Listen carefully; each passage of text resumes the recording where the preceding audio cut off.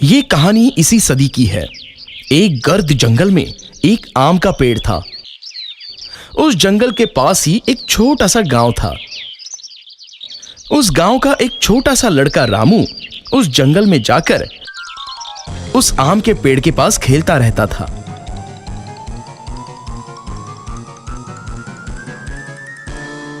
वो उस पेड़ पर चढ़ता, आम खाता और बाद में आराम से उस पेड़ के नीचे एक नींद की झपकी लेता। रामू को पेड़ के साथ खेलना अच्छा लगता, तो उस आम के पेड़ को भी खुशी होती। अब रामू रोज उस पेड़ के साथ नहीं खेलने लगा। एक दिन की बात है, रामू चलते चलते उस पेड़ के पास गया। वो बहुत दुखी था। चलो रामू बेटा, मेरे साथ खेलो। आम के पेड़ ने कहा, मैं अब बच्चा नहीं रहा जो तुम्हारे साथ खेलूं। अब मैं पेड़ के साथ नहीं खेलता।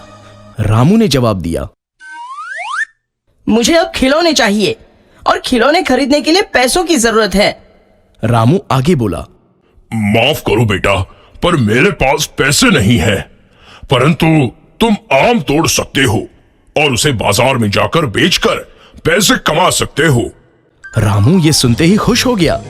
उसने आम तोड़े, उसे जमा किया और खुशी खुशी वहां से चला गया।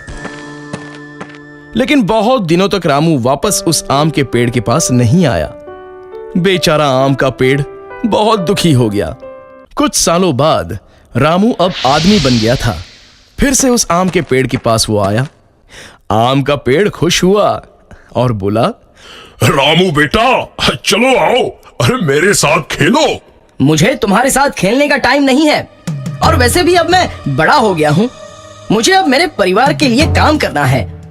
हमें एक घर चाहिए, क्या तुम मेरी मदद कर सकते हो? रामू ने पूछा। मुझे माफ कर दो बेटा, पर मेरे पास तुमको देने के लिए घर नहीं है, परंतु तुम मेरी शाखाएं तोड़कर तुम्हारा घर बना सकते हो।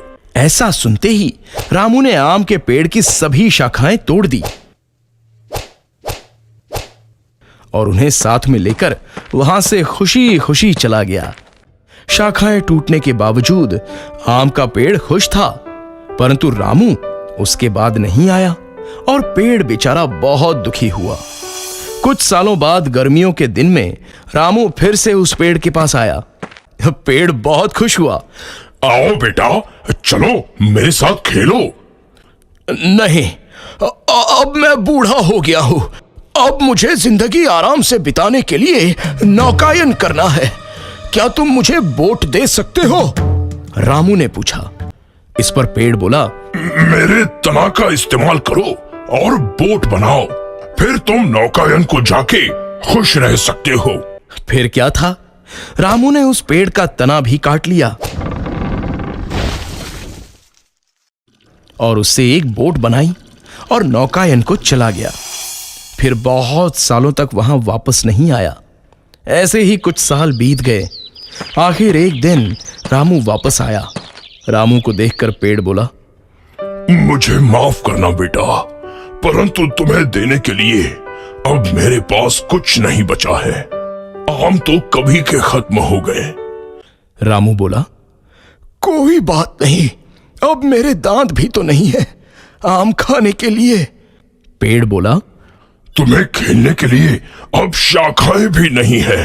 पर अब मैं भी बहुत बूढ़ा हो गया हूं शाखाओं पर चढ़ने के लिए। रामू ने जवाब दिया। पेड़ इस पर बोला, मेरे पास सचमुच कुछ नहीं बचा है तुम्हें देने के लिए, बस ये मरने वाली जड़ी है मेरे पास। और आम का पेड़ रोने लगा।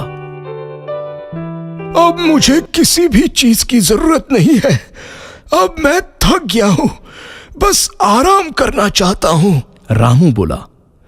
पेड़ बोला, तो फिर तो अच्छा है, पेड़ की जड़ें आराम के लिए सबसे अच्छी जगह होती हैं। आओ मेरे पास बैठो और आराम करो। रामू नीचे बैठा। आम का पेड़ खुश हुआ और वो रोने लगा।